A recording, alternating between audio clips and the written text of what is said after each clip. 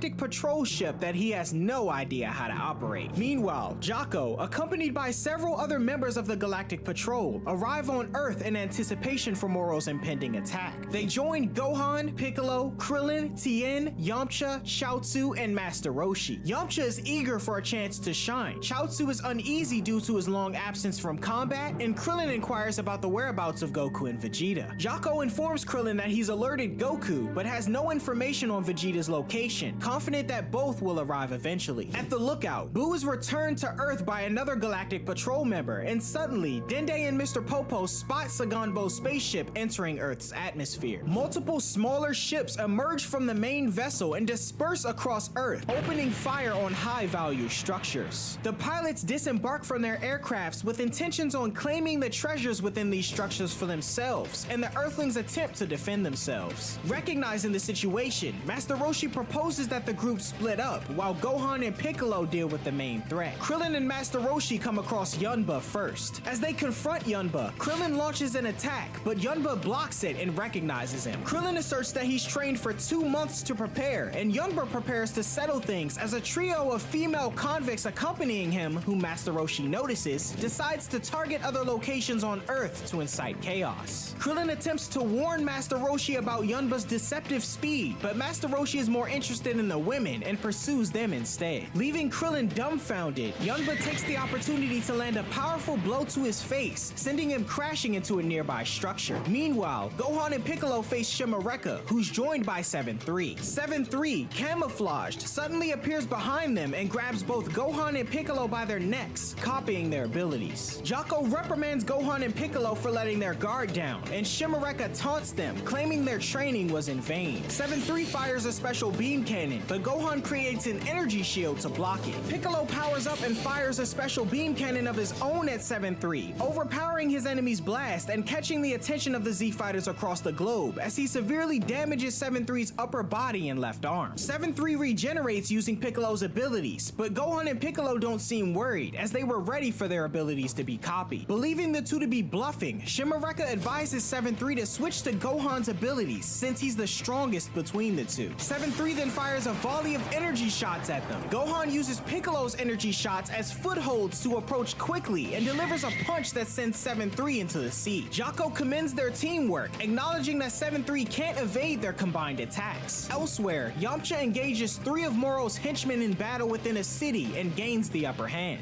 One of the henchmen is surprised because Yamcha appeared weak, but Yamcha corrects him, asserting himself as one of the 3 strongest Earthlings. After a brief skirmish, Yamcha prevails and instructs the Galactic Patrol members to apprehend the defeated henchmen. He then senses more convicts and heads off as the Galactic Patrol follows. Back on the main battlefield, Gohan and Piccolo execute the Masenko Beam Cannon, a combination of the Masenko and Special Beam Cannon techniques, further damaging 7-3. However, it's not enough to defeat him. Shimareka instructs 7-3 to switch to Moro's abilities to drain their energy, but to their surprise, androids 17 and 18 suddenly arrive to kick them in the face. 17 questions their enemy's strength and ponders if Piccolo really needs them, but Piccolo explains that 17 and 18 are the only ones who can finish the battle as they don't have ki that can be absorbed. Aboard his spaceship, Moro berates his men for failing to meet even his lowest expectations of them. When Saganbo inquires about their next move, Moro assures him not to worry and announces his intention to personally handle the situation. Meanwhile, on planet Yardrat, Vegeta continues his training under Pibara's guidance. Pibara senses the disturbance in Earth's spirit, but Vegeta is intent to focus on mastering his new technique. Vegeta mentions that he still has time, as Moro hasn't entered the battle himself yet, and in another part of Universe 7, Goku stops on a planet to ask the locals for directions to Earth. Elsewhere in deep space, Frieza also sits in orbit with his crew, originally poised to set a course for Earth, but deciding to move on, as tangling with galactic prisoners right now would be troublesome for him. Back at the lookout, Bulma finishes configuring monitors linked to drones, providing Chi-Chi and the others with a view of the ongoing battles on the ground. Krillin remains engaged in his fight with Yunba, launching a Destructo Disc Hexa Blade, but Yunba deflects them with his extreme speed body rotation. Landing several strong blows, Yunba sends Krillin crashing to the ground. However, Krillin quickly recovers and resumes the attack, sending one of the discs hurtling back and narrowly cutting Yunba. In a clever move, Krillin uses his after image technique to deceive Yunba with incoming Destructo discs. He appears behind Yunba Champa and unleashes a powerful Kamehameha that sends him crashing to the ground below, knocking him out and securing victory. The Galactic Patrol take charge, preparing to escort Yunba back to the Galactic Prison. Krillin then rushes over to Master Roshi, who is punched ferociously from the forest and lies on the ground. Roshi assures Krillin that he's alright, but shares a humorous incident about the convicts he's confronted, mentioning that they won't let him grope them before correcting himself, stating that his attacks won't land. The three female convicts, Misa, Iwaza, and Kikaza arrive, vowing to get revenge. Krillin notices that the convicts possess powerful energy, but suggests Roshi use the same power he displayed against Jiren during the Tournament of Power to defeat them. However, Roshi explains that he can't do it without a clear mind, humorously realizing that his mind is currently clouded with wicked thoughts. Elsewhere, Tien and Chaozu battle Koiter, but Tien's physical attacks prove ineffective due to Koiter's hard Metal Man exterior. Chaozu recalls Vegeta's strategy against Vegeta in the Universe 6 tournament and advises Tien to insult Koiter, surprising him. Struggling to come up with an insult, Koiter advances towards Tien. However, Chaozu distracts the Metal Man long enough to come up with an effective insult, leading him to collapse. Back at the other battle, Master Roshi wears a bandana to cover his eyes, allowing him to dodge the convicts' attacks skillfully. He urges the girls to abandon their evil ways and return to the Galactic Prison, but they refuse and instead decide to employ their last resort, fusion into a larger, unattractive form. This form delivers a powerful blow, sending both Krillin and Roshi flying. Meanwhile, at the lookout, the group watches the battle, and Puar notices Yamcha struggling as well. Suddenly, Eska notices Saganbo's spaceship as it begins to descend to the ground. Android 18 continues to dominate Shimareka, while Android 17 comes close to defeating 7-3. However, Moro, surprising the group with his presence, arrives to grab 7-3 by the head, chastising him for using his abilities too freely. Moro instructs Shimareka to help him recover back at the spaceship, as he plans to use his power again at some point. The two take off, Saganbo joins Moro, and Piccolo and Gohan acknowledge Moro's immense power. With Goku and Vegeta missing, Gohan affirms their role in protecting Earth until they arrive. Moro, however, states he's in high spirits and explains that Earth is brimming with energy to steal, as he considers how to consume everyone. Saganbo volunteers to handle the Z-Fighters, dissatisfied with his crew's performance, and Moro agrees as long as he keeps them alive. Before entering the battle, Moro energizes Saganbo significantly with just a hint of his power, and his physique grows before everyone's eyes. At Moro's command, Saganbo rushes in, first attacking Android 17, overpowering him. When the others attempt to support 17, Saganbo easily dominates them, slamming Gohan and 17 head first into the ground. Meanwhile, Tien and Chaozu, victorious over Koiter, encounter Yamcha, who's losing his battle against Zoyogi, revealed to be the staff officer of the Galactic Bandit Brigade. Krillin and Roshi hide from the fused female convict, but despite the odds, Krillin decides to go down fighting, hoping that Goku will be able to notice his last burst of power. In space, Goku en route to Earth senses the ongoing battles, but is unable to lock onto anyone's energy as it's depleting by the second. However, Krillin unleashes a burst of energy, alerting Goku of his position on Earth as he uses instant transmission to teleport there. Goku swiftly defeats the overweight convict who is about to attack Krillin and apologizes for not arriving sooner. The fusion of the three convicts dissolves, and Goku inquires where everyone else is. Krillin tells Goku they're all fighting around the globe and explains he should check on them to see if they need help. Goku agrees, but before taking off, Krillin inquires if Goku is strong enough to defeat Moro now. Goku says he believes so, and when Krillin questions if he's worried about Moro's power, Goku reveals that he's actually thrilled. He then teleports to Tien, Yamcha, and Chaozu, who are struggling in their battle against Zoyogi. Goku swiftly incapacitates Zoyogi with a gut punch, and Yamcha and Tien marvel at Goku's power. As the Galactic Patrol round up more of the defeated convicts, Yamcha informs Goku that Gohan and the others require his assistance. Goku then tosses Zoyogi off to Yamcha and teleports away once more. In the ongoing battle with the empowered Saganbo, only Gohan and Piccolo remain engaged, as androids 17, 18, and Jaco have retreated to the sidelines. Gohan and Piccolo combine their strength to fire a powerful blast at Saganbo, which Jaco believes will destroy the Earth if they continue. However, the attack proves ineffective, and Saganbo easily knocks Gohan and Piccolo aside with a single punch. 17 states Saganbo might be more than the group can handle, and as he advances toward a downed Gohan and Piccolo, Jaco questions Saganbo's loyalty to Moro. Saganbo explains that Moro saved the prisoners from the Galactic Prison and granted them power to ensure they would never be captured again. This prompts Jaco to insult insults Saganbo, stating that he's more pathetic than before, angering him. As Saganbo advances toward Jocko to end him, a presence appears and attacks Saganbo, much to the surprise of everyone on the battlefield. The relentless attacks on Saganbo in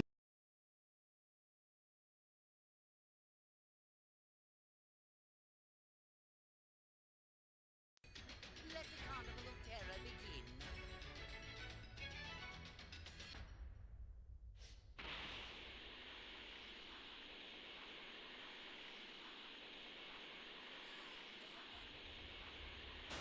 Give me the Dragon Ball. What is that? Very well then.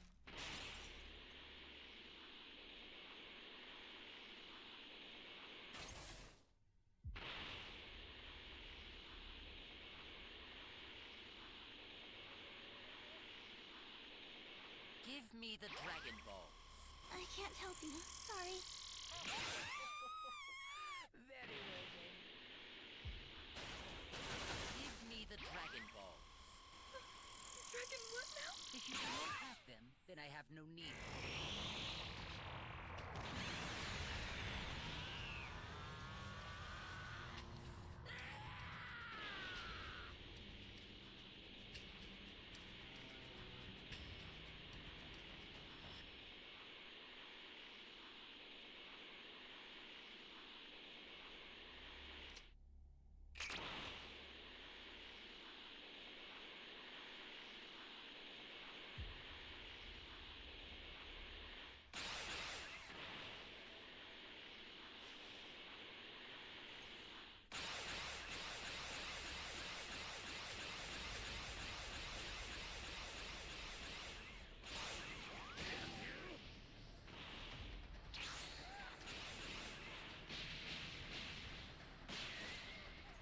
Eradicate them!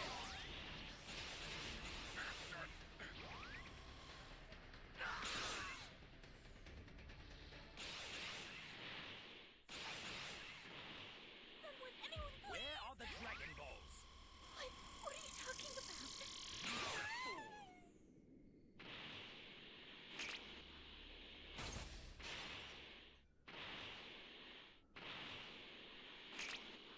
Eradicate them!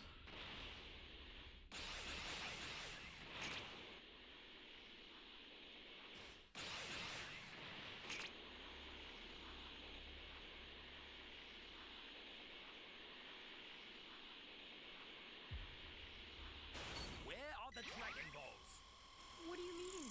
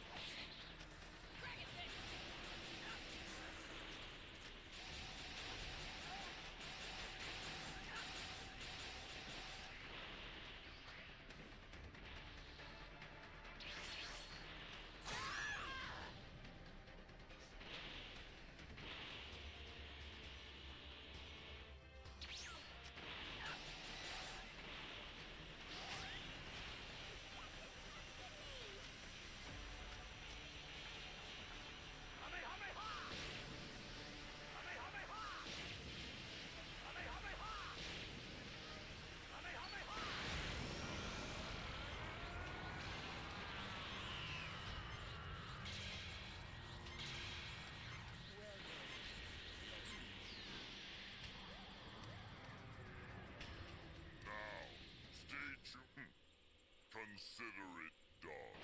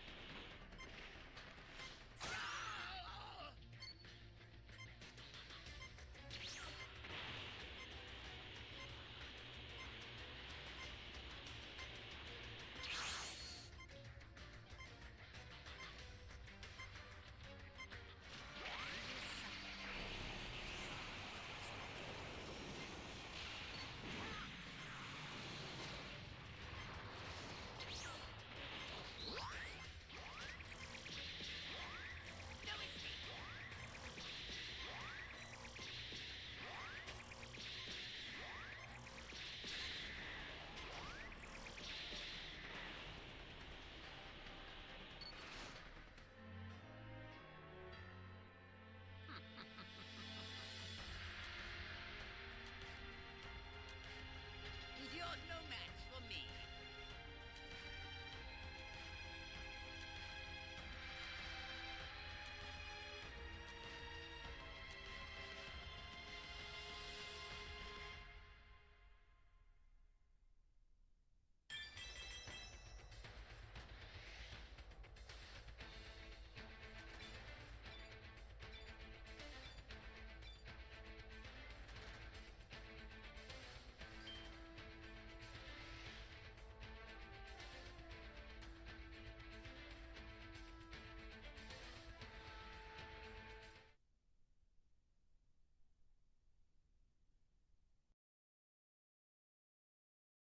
ensue, followed by a devastating gut punch that leaves him reeling. Moro watches from the distance, and suddenly, Gohan announces that his dad has made it at last, prompting Piccolo to state that he can't see him or sense his energy. Jaco cuts in, stating he in fact can see Goku as he's moving at light speed, surprising Piccolo. Moro continues watching intently, realizing that the one called Son Goku has indeed arrived and tells him to reveal himself. Goku then sends Saganbo flying toward Moro, and Moro swats him aside with a flick of his finger. Goku appears behind Moro, stating that he'd hoped to take him out just as easily as he did Saganbo, and Moro recognizes Goku's significant increase in strength since their last encounter. However, Saganbo rises again, offering to continue fighting for his master, to which Moro signals for Goku to finish his fight. Goku teleports in front of Gohan and Piccolo and apologizes to Gohan for forcing him to fight again, although Gohan states he's the one who's sorry for being unable to protect the Earth. Goku instructs his son and Piccolo to step aside and let him handle Saganbo, and the two move to the sidelines. Goku then powers up to Super Saiyan Blue as Saganbo rushes toward him. Goku easily overpowers Saganbo and sends him crashing to the ground, challenging Moro as he believes the battle to be over. However, Saganbo rises again, this time appearing berserk and stronger than before, as Moro pumps him with more of his power. Goku demands Moro to stop as Saganbo's body has hit its limit, and suddenly Saganbo charges at Goku again, although his attack is blocked by the Saiyan, who urges him to stop fighting. As Saganbo continues his assault, Moro tells Goku to show him the technique he used when he arrived, as Super Saiyan Blue won't be enough to defeat him. As an added incentive, Moro continues pumping Saganbo with more energy, visibly damaging his body and angering Goku, who materializes behind Moro to attack, although his punch is blocked. Still wanting to fight, Saganbo speaks to Moro to allow him the pleasure of defeating Goku, but before he can finish his sentence, his body fails on him and he collapses lifeless, as Moro mocks him for not being able to handle such a small portion of energy. Outraged by Saganbo's death, Goku vows to defeat Moro using the power he's gained and unveils his new technique, Ultra Instinct Sign, a move recognized by Moro as divine power. Piccolo and Gohan watch in awe as Goku demonstrates he's able to activate Ultra Instinct Sign at will. Moro expresses his astonishment at a mortal mastering such a divine technique, and both Goku and Moro prepare for their impending never-ending battle. Goku unleashes a rapid flurry of punches with incredible force, creating air bursts that Moro tries to defend against. Moro retaliates by detonating the ground below Goku and firing small energy blasts as he takes off into the air, but Goku launches a close quarters assault with his fluid and agile movements. Moro appears to be on the edge following the relentless assault and swiftly employs his magic to briefly immobilize Goku, demonstrating one of his many techniques. He knocks the Saiyan toward a rock formation below, but Goku manages to break free of Moro's magic and teleports behind him. Meanwhile, on planet Yardrat, Vegeta senses the intensifying battle between Goku and Moro. As the battle escalates, with Moro emitting streams of lightning from his body to pursue Goku, Goku tells Gohan and Piccolo to step back. They inform him that they've already gathered the Earth's Dragon Balls to reverse the death and destruction caused by Moro, and they retreat to let Goku focus. Goku closes in on Moro, evading energy blasts along the way and charging up a Kamehameha. However, he suddenly redirects the attack, catching Moro off guard as the other Moro was just an illusion. The two engage in a fierce aerial brawl, with Goku initially having the upper hand. Moro uses his magic to draw Goku closer, and Goku attempts to land swift mid-air blasts until he reaches Moro, where they exchange simultaneous blows to their midsections. Nearby, Gohan, Jocko, 17, and 18 observe the battle and discuss the apparent equality between Goku and Moro. Piccolo points out that Goku is faster, but notes that Moro has yet to utilize his energy-absorbing abilities. Just then, Moro attempts to absorb energy, but Goku's lightning-quick reflexes allow him to avoid it and land a grazing blow on Moro's cheek. Moro realizes Goku's strategy, and Goku's friends become increasingly optimistic about his chances of winning as he gains the upper hand, pushing Moro back with his relentless assault. On Beerus's planet, Beerus and the Oracle Fish continue to fish, while Whis and Mirus watch the ongoing battle through the Angel Attendant staff. Whis commends Mirus for Goku's improved performance due to his training, and he questions if Goku has mastered Ultra Instinct and whether he will attain the silver-haired state. However, Mirus remains cautious in his response. Back on Earth, after Moro employs another one of his magical abilities, he criticizes Goku for rushing the battle, stating that he's made a grave error. Moro reveals that he can tap into an enormous reservoir of energy he gained by consuming countless planets since their previous encounter on New Namek, and states that he'll happily devour Goku's energy once he's been defeated, confusing Goku. Moro calls Goku a fool and instantly powers up, surprising everyone as he'd been holding back his true power, the power that he now states has transcended the gods. Moro gains the upper hand over Goku, who falls out of the Ultra Instinct state. Moro deduces that Goku avoided using the form for an extended period because he couldn't maintain it for long. Mirus informs Whis that Goku only achieved the Ultra Instinct sign state and never reached the mastered state. Whis expresses disappointment as the sign state is unstable and rapidly consumes energy. Mirus stresses that the battle now hinges on Goku's ability to manage the energy drain and maintain the form as long as possible. Moro taunts Goku for his weakening state, and Goku acknowledges his limitations, but suggests that Moro must have been stalling for time as well, implying that Moro can't defeat him at full power. Goku then reactivates his Ultra Instinct sign and readies himself for round 2. Both Goku and Moro make a bold decision to unleash their full power, causing their auras to clash with incredible intensity. In this intense struggle, Goku eventually gains the upper hand and pushes Moro back. Their battle transitions into close quarters combat with a flurry of ki blast exchange between them, followed by more intense attacks. Goku appears to gain an upper hand on Moro, landing a solid blow to his face along with a devastating assault that sends him hurtling to the ground. However, Moro rises, stating that he approached Goku too cautiously and that if this is the full extent of his power, there's no way he'll be defeated. As Mirus and Whis observe the battle from Beerus's planet, Mirus expresses concerns about Moro's strength, stating that it once again exceeded his expectations. Whis explains that Goku likely sensed the same since his strategy for unleashing his full power was executed. Whis goes on to say that Saiyans are known to exhibit untold power when their backs are against the wall, and we cut to planet Yardrat, where Pobara commends Vegeta for quickly mastering his new technique. Vegeta requests to be teleported to Earth, but he learns that Yardratians are prohibited from using teleportation to travel off-world. Additionally, Pobara can't sense Goku's energy, prompting Vegeta to correctly deduce it's because Goku's using Ultra Instinct, a form only perceivable by gods. Determined to reach Earth, Vegeta demands to be taught instant transmission, believing that he can master it swiftly. Back on Earth, the tide of the battle shifts significantly in Moro's favor as Goku succumbs to exhaustion. Moro expresses his amazement at Goku's newfound power, but asserts that Goku has reached his limit. Refusing to yield, Goku strains to maintain his Ultra Instinct sign form, but Moro effortlessly incapacitates him. Beerus is troubled by this outcome, while Beerus nonchalantly mentions his hunger to Whis. Whis interrupts the feed to Earth's battle, signaling his intention to leave and stating that Earth is beyond salvation. Beerus is worried that Universe 7 will face destruction if Moro prevails, but Whis reminds him that only gods of destruction and supreme Kais are permitted to interfere, adhering to the natural order of the universe. Goku, now completely defeated and returned to his base form, is on the brink of energy depletion when Android 17 and 18 intervene. They declare that they don't have energy for Moro to absorb, and Moro is surprised to learn that Earth possesses such advanced technology. Vegeta, in the midst of learning instant transmission, fails and materializes into a nearby garbage can and attempts again, this time realizing that Goku's spirit has suddenly appeared again and correctly assumes he's been defeated. To save time, Pibara offers to break his planet's rules to take Vegeta to Earth, but Vegeta declines his offer, opting to pull off the move himself. Pibara restores Vegeta's original battle gear, and as the Saiyan Prince focuses, he successfully performs instant transmission, landing back on Earth. Back at the battlefield, the android's efforts to confront Moro are futile, as they're unable to inflict any damage. Gohan questions Piccolo on if they should help, but Piccolo rejects it, as it would expose them to having their energy absorbed, further empowering Moro. As Goku sits helpless and injured, Vegeta suddenly appears in front of him, surprising Goku to learn that Vegeta performed instant transmission. However, Vegeta clarifies that it was likely a one-time feat and that he has no intention of learning it further, having now acquired a superior technique. A confident Vegeta then tells 17 and 18 to stop fighting and declares his intention to defeat Moro, who's pleased to see Vegeta has finally arrived. After a few insults and banter between the two, Vegeta states that Moro finally found someone stronger than him, transforming into his evolved Super Saiyan Blue form and charging forward. Vegeta delivers a powerful punch that sends Moro skidding backward, his face contorted in pain. However, Moro quickly regains his composure, acknowledging Vegeta's increased strength. Despite this, Moro maintains his confidence, believing that Vegeta is still no match for him. Undaunted, Vegeta charges forward again, launching a rapid series of blows. Piccolo admires Vegeta's enhanced power, but recognizes that he's still not as strong as Moro. Moro stops Vegeta's attacks and kicks him into a cliffside, but Vegeta swiftly returns to the fray, annoying Moro. Gohan wonders what's gotten into Vegeta, but Piccolo asserts that Vegeta's never been one to misread an opponent's strength, and that he must have some sort of plan. When Moro attempts to drain Vegeta's energy, Vegeta evades and counters with a backhand to the face, followed by a few kicks to the midsection. Feeling a bit overwhelmed, Moro seizes Vegeta and drives him into the ground, gasping for breath, and soon notices that something's amiss. To everyone's surprise, Vegeta rises and gains the upper hand in battle, his strategy gradually overpowering Moro as bits of energy appear to be leaving his body. Goku discerns Vegeta's technique, and the Saiyan Prince identifies it as forced spirit fission. From a distance, Gohan wonders if Vegeta is becoming stronger, but Piccolo believes that Moro is in fact growing weaker. They observe Moro's energy leaving his body and coalescing into a radiant sphere in the sky. After being dealt another powerful blow, Moro stands up, now appearing elderly, and inquires about what Vegeta has done to him. Vegeta explains that he's liberated all of the energy that Moro stole from the planets and their inhabitants, and with a simple gesture, Vegeta restores the energy to its rightful places, catching the attention of the onlookers at the lookout and planet Yardrat. Goku informs Piccolo and Gohan about forced spirit fission, a technique that disentangles entities that fused or have absorbed power. While relentlessly pummeling Moro, Vegeta suggests that he could even use the technique on Piccolo to extract the Namekian's Kami and Nail he had previously fused with. Goku commends Vegeta on his ability to use the technique, and Vegeta confidently declares himself more talented than Goku and says that victory is his for this battle. Growing increasingly irate, Moro attempts a lightning attack, but Vegeta continues to outmatch him, liberating more energy that he's stolen. Mid-battle, Vegeta expresses his disdain for fusion and absorption as they don't reflect one's true strength. He admonishes Moro to fight using his intrinsic power and kicks him away, mocking him as he stands injured. Elsewhere on planet Yardrat, Pibara clarifies that Vegeta's actions will not resurrect the deceased inhabitants of the planets being restored due to too much time having gone by. However, those with strong life forces will be revived. On New Namek, the Namekians previously drained by Moro's energy are brought back to life. At the lookout, Eska senses these events and believes that the Namekian Dragon Balls left behind have safeguarded the planet planet and its inhabitants from destruction. As Vegeta continues battling Moro, Piccolo expresses astonishment at Vegeta's transformation, not only in terms of his physical strength, but also as a person. Piccolo recalls Vegeta's history as a villain, including his role in invading Earth with Nappa and his past crimes under Frieza. He recognizes that Vegeta has evolved to the point where he now fights to save not only his home planet, but also the universe from Moro. Piccolo credits his transformation to Goku and adds that Vegeta has finally managed to surpass him. Goku vows to exceed Vegeta once more, and believing the battle to be nearly over, Vegeta inquires if Jaco prefers Moro to be captured or killed, prompting Jaco to opt for a swift execution. Vegeta declares his intention to send Moro to hell, but Moro arrogantly proclaims he won't go there. Instead, he'll rule the galaxy for eternity. Despite his dwindling power, Moro asserts that he still possesses his magic. He distracts Vegeta by generating a wave of the planet's energy from beneath him, exploiting the momentary surprise to take off into the air. Vegeta takes off in pursuit, but he arrives too late. Moro reaches Saganbo's spaceship ahead of him, where he promptly eliminates Shimareka without hesitation. Afterward, Moro seizes 7-3, having retained a backup of himself within him. Vegeta, having reached the top of the spaceship, witnesses as Moro swallows 7-3 whole and then fires an attack to stop him, destroying Saganbo's spaceship with a massive explosion. When the smoke dissipates, Vegeta is shocked by what he sees. On the ground below, Goku observes that Moro's power has surged to unprecedented levels, while Vegeta crashes to the ground in his base form. Moro then lands in front of the group, displaying a new appearance that's part Moro and part 7-3. Goku and Piccolo question Moro about his transformation, and Moro discloses that he not only had 7-3 replicate his magical abilities, but also his combat skills. This created a full backup of himself inside 7-3 that he could utilize at any time. With the absorption of 7-3, Moro now possesses access to his unique capabilities, boasting that it's elevated his power to previously unimaginable heights. He then mockingly congratulates the Dragon Team for pushing him this far, before warning them to prepare for their imminent demise.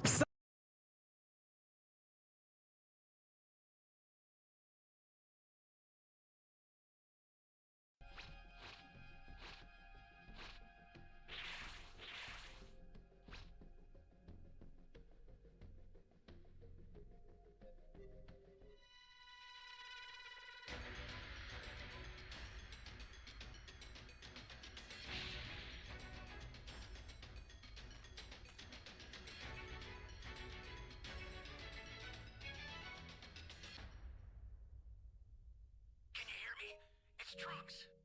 I've set a super time machine, as well as a crate of supplies. Here's how to launch. Find the power keys, then place them in the right spots.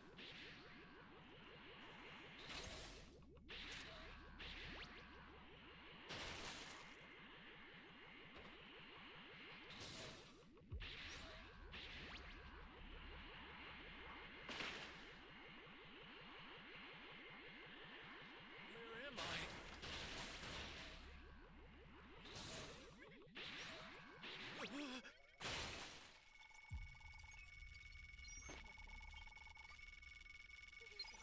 Thanks.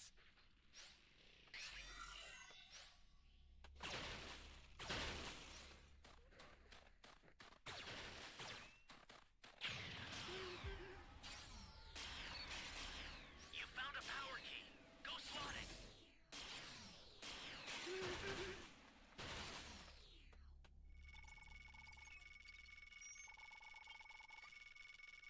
You have my thanks.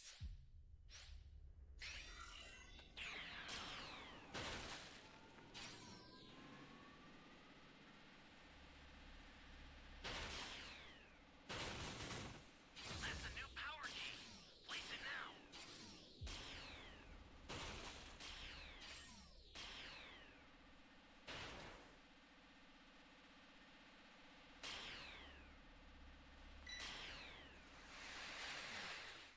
Flying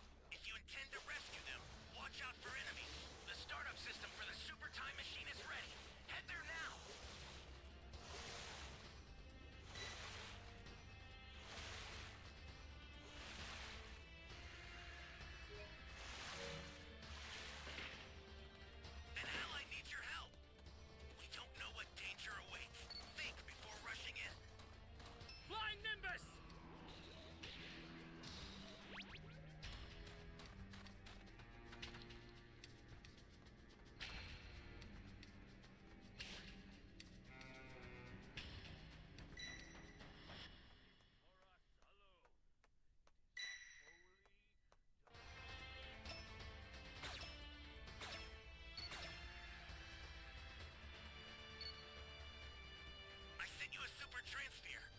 Use it to hold the enemy back. The startup system is under attack. Stop it if you can, but retreat if you need to. Got it? The startup system's under attack. Flying Nimbus! It's dangerous, so tread carefully if you want to get closer.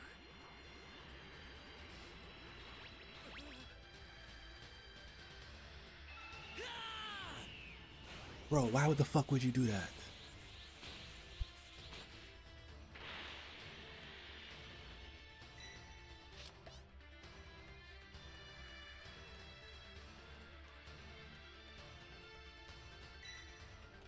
I'll send some supplies to help. Make good use of them.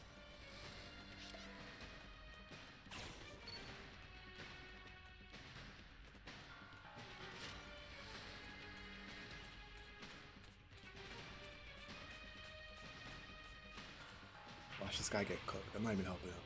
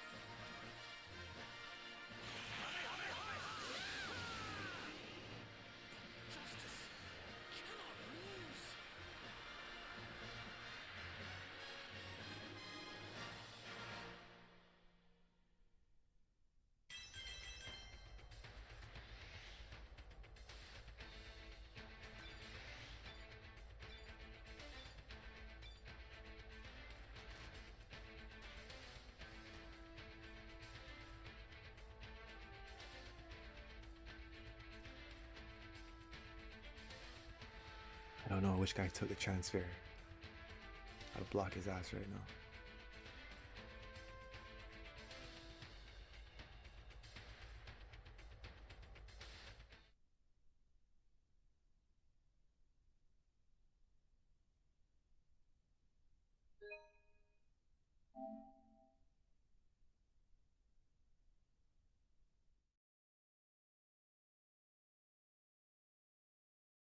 Suddenly, Vegeta makes a triumphant return in his Super Saiyan Blue Evolved form, declaring to defeat Moro once again. As Vegeta charges ahead, Moro adeptly evades his attacks, stating how Vegeta can't use Force Spirit Fission without inflicting damage, something he won't allow to happen again. Gohan and Piccolo attempt to inform Vegeta that Moro's newfound powers are temporary and will return to their original state in 30 minutes. However, Moro discloses that the power has returned to its source, negating any time limit. He then seizes Vegeta by the neck and copies his abilities. Moro pummels Vegeta and sends him crashing to the ground, feeling the effects of the assault. Moro then concludes with Vegeta's signature Big Bang attack to finish him off, creating a gigantic explosion and leaving Vegeta incapacitated in his base form as he mocks his techniques. The situation escalates as Piccolo reminds Goku of their past reliance on the Fusion Dance and Patora Fusion as a last resort, but he states that it's no longer viable now that Moro has acquired Force Spirit Fission. Meanwhile, at the lookout, everyone observes the dire circumstances. Dende decides to descend to the battlefield to use his healing powers to save everyone, despite Bulma's frantic warning that his choice could destroy the Dragon Balls if he perishes. On the ground, Krillin rushes to the scene with a bag of Senzu beans, regretting not giving some to Goku earlier.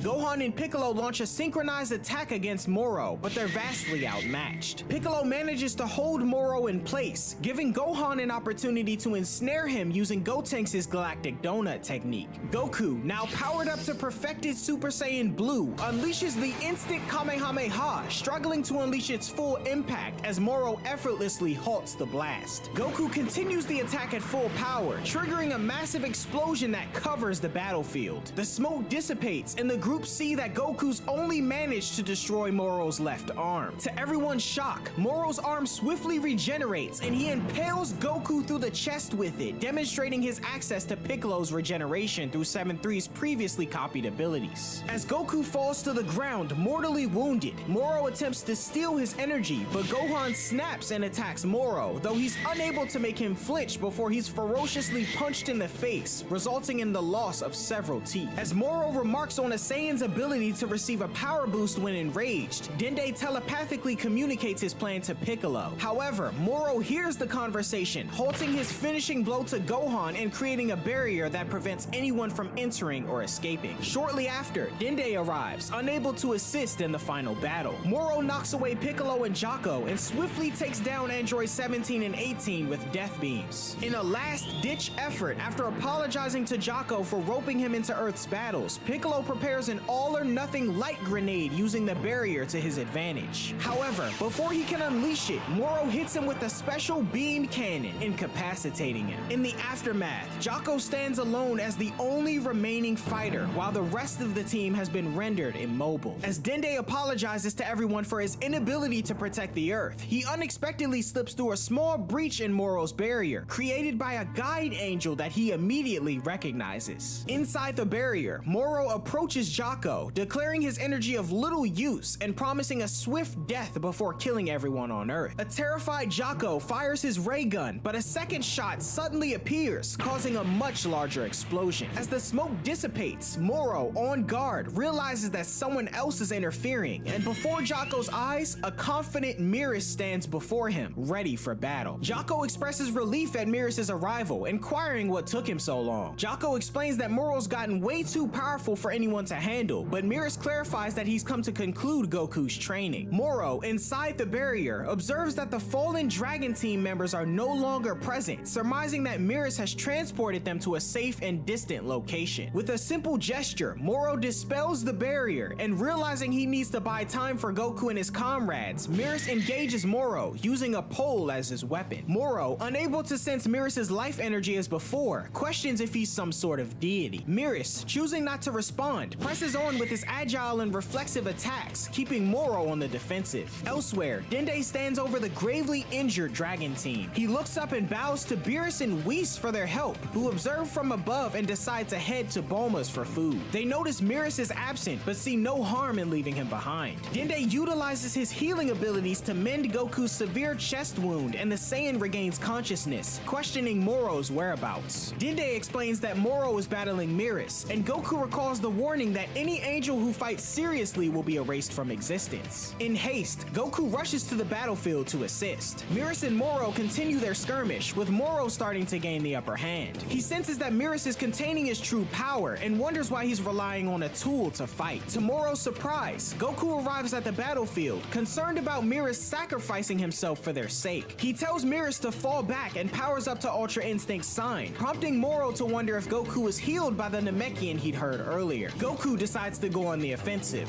However, he fails to land a single blow, as Whis at the same time tells Beerus that he doubts Goku can make any headway against Moro using Ultra Instinct Sign. Consequently, Moro knocks Goku away with ease, and his impending crash is halted by Mirus' abilities, leading Moro to taunt Goku about using the same technique that failed him in the recent past. Mirus states that a final push is needed to trigger Goku's mastery of Ultra Instinct, when suddenly Moro grabs Mirus' neck, copying his abilities. However, Mirus uses his angel staff to cut the villain's hand off before he can use them, intending to permanently disable Moro's power sealing abilities. Beerus and Whis detect Mirus has begun using his angel powers, and Beerus suggests turning around to try to stop him. While Mirus confronts Moro again and uses his staff to destroy the crystals in Moro's palms, he shares his background with Goku. He explains that, despite being born as a neutral angel, he developed a sense of justice during his time in the Galactic Patrol. Seeing how the Galactic Patrol members strive to protect the galaxy despite being outmatched by ever more powerful criminals, Mirus concluded that peace is worth fighting for. As Mirus begins to fade away, Goku urges him to stop, but he presses on, revealing the angelic halo around his neck as he intends to unleash his final attack. With one final charge towards Moro, Mirus recalls his time in training with Goku and his words, believing in Goku's fascinating ideals to reform villains despite their misdeeds. his deeds. On the offensive, Moro launches an energy attack, but Mirrors flies straight through it and lands a punch directly on the crystal on Moro's forehead, shattering it. As he crashes down to the ground below, Moro's power ceiling abilities are now disabled, and Mirrors begins to disintegrate. Goku and Jaco look on with sadness as Mirrors tells Goku that achieving Ultra Instinct in his current level of strength will make him far more stable and unbeatable. Mirrors tells Goku to protect the galaxy he's grown to love and fades away. Beerus and Whis observe nearby, Whis expressing his thoughts over the loss of his younger brother, as Goku, torn by sorrow and anger over Mirrors' passing, summons newfound strength. While Goku attempts to console himself, he shares with Jaco an important lesson he learned from Mirrors, that he's not fighting alone. He recognizes that Mirrors' sacrifice was not only for his own benefit, but the universe as a whole. Goku questions Jaco on why he chose to join the Galactic Patrol, to which Jaco responds that it's because he wanted to uphold peace in the galaxy, and of course because the uniform looked cool. Goku, acknowledging his current role as a member of the Galactic Patrol, states that it's now his responsibility to protect the universe as well. Suddenly, Moro returns, but discovers that Mirrors is no longer present. Goku informs Moro of Mirrors' demise, and that it's his duty to defeat Moro once and for all. Declaring that Mirrors' will still lives within him, Goku taps into his inner power, sending a surge of energy into the sky as Gohan and Piccolo observe from a distance. Beerus comments on how well the transformation is going, and Whis states it's finally time for Goku's grand unveiling. As the Earth settles after Goku's sudden power-up, he emerges in perfected Ultra Instinct. With a slow stride, Goku steps forward, each move eerie, leaving Moro in horror. In a frantic attempt, Moro attacks, but Goku effortlessly grabs his arm before he can execute the move, stating he won't be harming the Earth any longer. Goku demonstrates his newfound strength by effortlessly dodging and blocking all of Moro's attacks, prompting Beerus to state Goku's fine-tuning his moves as the battle continues, to which Whis agrees. Moro attempts another powerful attack on Goku, but the Saiyan effortlessly evades his reach, appearing on the other side of the battlefield, much to Moro's shock. Moro questions Goku on how he's able to dodge the way he is, to which Goku explains that his body is reacting instinctively, which is why Moro's attacks can't hit him. Furious and unwilling to believe what he considers nonsense, Moro unleashes his full power as Goku prepares for the next round. Moro charges at Goku, intent to kill. However, Goku uses a God Bind to halt Moro's advance before lifting him into the air. A moment of silence ensues, and Goku jumps toward Moro, landing a powerful punch to his abdomen that sends shockwaves across the entire planet. Moro is visibly distressed before the aftermath results in him being launched into the air as Goku gracefully touches down on the battlefield. Beerus praises Goku's abilities, likening his fighting style to that of a god, a rare display of respect that astonishes Whis. Moro crashes to the ground, severely wounded, and Goku tells him it's futile to resist any longer. Goku questions if Moro finally feels the torment he's shown to others for so long, but Moro dismisses his question, stating he doesn't fear the power of a god and that he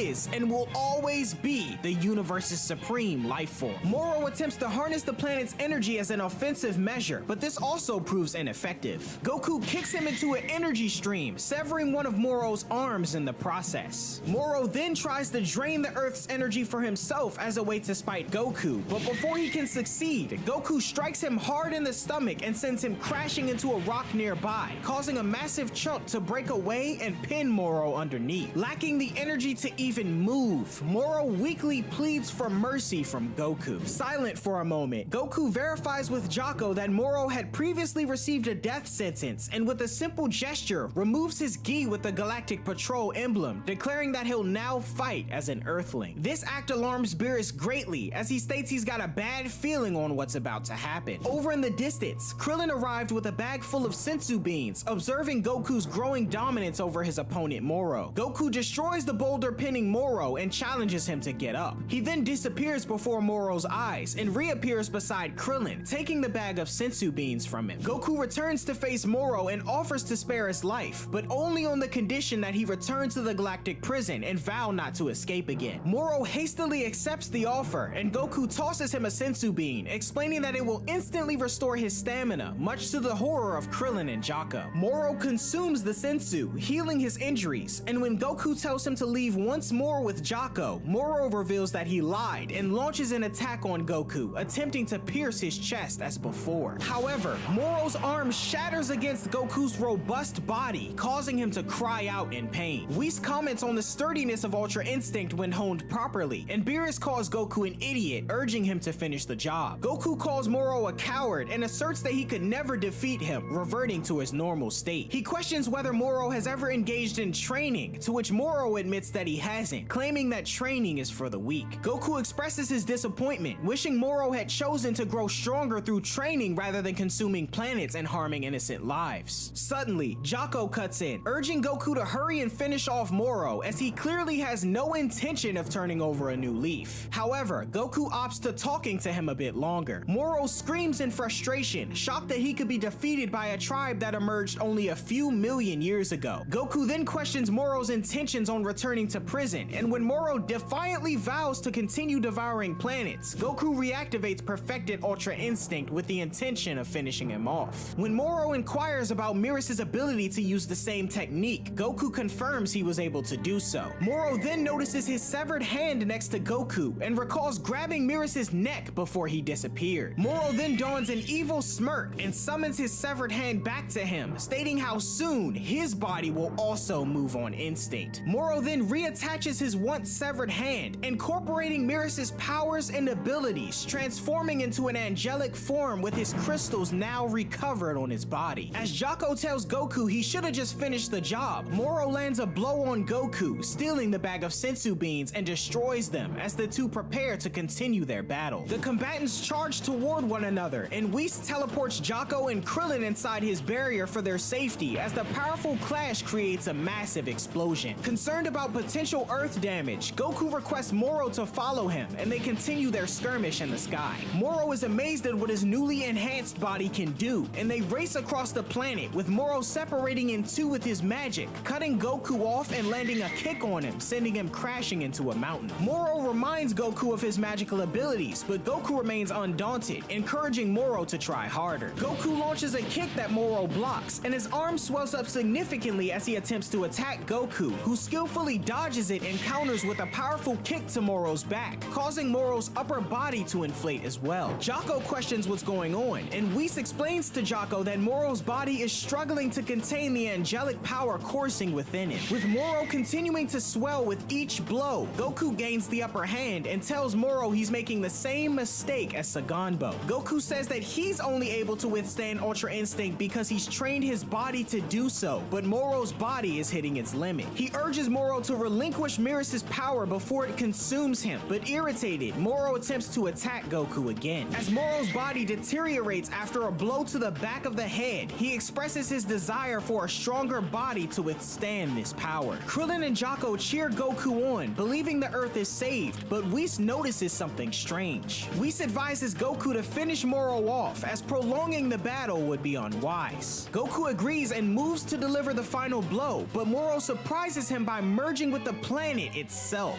Moro lets out a powerful ki blast from his mouth, engulfing Goku in its stream, although he remains unharmed. As Moro boasts about becoming one with the Earth, Whis informs everyone that Moro's fate is now intertwined with the planets, and killing Moro would result in the Earth's destruction. Additionally, Moro's body has transformed into a colossal bomb capable of obliterating the entire galaxy. Moro arrogantly laughs, declaring that this is the end for Goku, to which the Saiyan stands in awe. Meanwhile, Gohan and the other Dragon Team members notice a disturbance on the battlefield where Goku and Moro are clashing. They see the battlefield moving further away from them, and Vegeta realizes that Moro is absorbing their energy. He urgently instructs everyone to get off the ground and states that Goku's likely screwed up again. In different parts of the world, the Earth's inhabitants feel the effects of Moro's energy absorption as they notice they're feeling extremely weak. On the battlefield, Moro revels in taking the Earth's energy, and as Goku orders him to stop, Moro summons multiple fists from the Earth's surface to assail Goku from all directions. Whis observes that Moro's energy continues to surge, reaching dangerous levels that could lead to the planet's destruction, and Beerus, watching as well, surprisingly decides to intervene. However, Beerus is suddenly summoned by the Grand Priest, the cause likely being the disappearance of the angel Mirus. This leads to both Beerus forcing Whis to prioritize the meeting with the Grand Priest and abandoning the Earth, surprising Krillin and Jaco. Before departing, Whis advises Goku to defeat Moro by targeting the crystal on his forehead, which will force Moro to release Miras's power and spare the Earth. In the middle of his explanation, Moro attempts to hit Whis with one of his planet fists, but Whis manages to block it with a mere finger. Instructing Goku to have faith in his own power, Whis joins Beerus in departing for the Angel Realm, but not before Beerus tells Goku to save some food for him, and the two take off. Moro's power continues to swell, causing the crystal to sink deeper into his body. Suddenly, Vegeta arrives in his Super Saiyan Blue evolved state, using his Force Spirit Fission technique to strike the ground to make Moro deflate. Vegeta urges Goku to destroy the crystal quickly, explaining that he can only extract Moro's spirit energy for a limited time before becoming exhausted. Determined to end things, Goku charges in, dodging Moro's hands and flying through them, but he falls short of reaching Moro's forehead and becomes entangled by Moro. Goku questions his inability to do what Miras did, wondering if he truly possesses enough divine power. Jaco then gets an idea and uses his rocket boots to fly away, telling Krillin he needs to run an errand. Goku's power is rapidly drained, causing him to revert to his base form as the other members of the Dragon Team arrive alongside Vegeta. Piccolo suggests that Vegeta, who can use Force Spirit Fission, gather their energy and transfer it to Goku in reverse, to which Vegeta acknowledges is possible and prepares to do so. Piccolo telepathically tells Dende to gather energy from everyone at the lookout as well, and on a distant island, Goten and Trunks hear Piccolo's voice, offering their energy as well. With energy contributions from everyone, including Vegeta, Vegeta collects the energy and passes it to Goku, revitalizing him enough to achieve Super Saiyan Blue. However, it's still not sufficient enough to reach the crystal, surprising everyone who's now out of energy to give. Suddenly, Jaco arrives at the lookout and urgently inquires about Boo's whereabouts. Meanwhile, Goku reverts to his base form once more and hope begins to wane. Yamcha suggests leaving Earth and using the Super Dragon Balls to return everything to normal, but Krillin states this wouldn't work, as when Moro explodes, the entire galaxy will go along with him. Moro's power then overwhelms him, causing him to go insane. The Dragon Team prepares for a final attempt to save Goku, but they suddenly spot an immense ball of godly energy approaching, originating from a young boy named Oob, the reincarnation of Kid Buu, aided by the Grand Supreme Kai. Dende reveals that when the Grand Supreme Kai's power split, his divine power went to Kid Buu. However, upon Kid Buu's defeat many years ago, his reincarnation Oob received that same power. Vegeta transfers this energy to Goku again, allowing him to reawaken his perfected Ultra Instinct. Goku manifests an ethereal giant energy avatar of himself that overpowers Moro. His physical body then leaps out of the avatar and delivers a mighty punch to Moro's crystal, shattering it. Moro disintegrates and is consumed by a massive explosion, much to the surprise of the Dragon Team, who are caught in the explosion as well. As the dust settles, Krillin wonders what happened, to which Piccolo signals to Goku, and Goku turns to his friends, giving a joyful thumbs up to celebrate their apparent victory. After confirming Moro's demise, Goku's friends quickly rush to him in joy. The news of Goku's victory spreads rapidly throughout the lookout and planet Yardrat, much to everyone's joy. Vegeta lands next to Goku and inquires about the source of his final power surge. Goku is uncertain, but believes that there must be another remarkable individual on Earth. In Oob's village, the Grand Supreme Kai expresses his gratitude to Oob for his pivotal role, hailing him as the universe's savior. Oob, curious about the stranger's identity, is told that they share a kinship before bidding a farewell, surprising Oob, who thinks that may have all been a dream. The Grand Supreme Kai teleports to the lookout and reverts to Buu, much to Hercule's delight. In celebration of their victory, Hercule hosts a grand feast in his garden, attended by all of Goku's friends and family. Following the festivities, Goku accompanies Eska back to his home world on New Namek. There, the Namekian Dragon Balls are used to summon Porunga, who restores the planets destroyed by Moro and revives those killed by him and his henchmen, including the Grand Elder Mori and the inhabitants of planet Zune. The universe is swiftly restored to its pre-Moro state, with the exception of Miras, who was erased from existence for violating the Angel's Code. A few days later, Goku, Vegeta, and Buu are honored at the Galactic Patrol headquarters in a ceremony attended by Jaco. They're awarded medals for their pivotal roles in Moro's defeat, and as the Galactic Patrolman announces the honorees, there's an unexpected fifth member, Miras, who emerges from the crowd, shocking Goku and Vegeta, who believed he had no longer existed. Miras explains that while he's still alive, he's no longer an angel. Council. A few days earlier, at Grand Zeno's palace, Beerus and Whis kneel before the Grand Priest, who isn't happy about the situation with Myrrus. Beerus attempts to pin the blame on Whis, and Whis apologizes, feeling responsible for Myrrus's code violation. The Grand Priest reveals that he personally erased Myrrus temporarily before bringing him back as a mortal, stripping him of his angelic powers and immortality. This act of mercy by the Grand Priest was made possible due to the Supreme Kai, who offered his own life in exchange for Myrrus's. Beerus scolds the Supreme Kai, stating that their lives are one and the same, so if he dies, Beerus dies too. However, in the midst of this, the Grand Priest explains that he'll have to impose a penalty on the three, as they're assigned a task of playing with the Zenos as their attendants are given time off. Back in the present, at the Galactic Patrol headquarters, Goku and company continue to enjoy themselves, concluding the celebrations with a commemorative photo. And with that, Goku and Vegeta's time as Galactic Patrol members comes to an end, and the universe enjoys peace once more.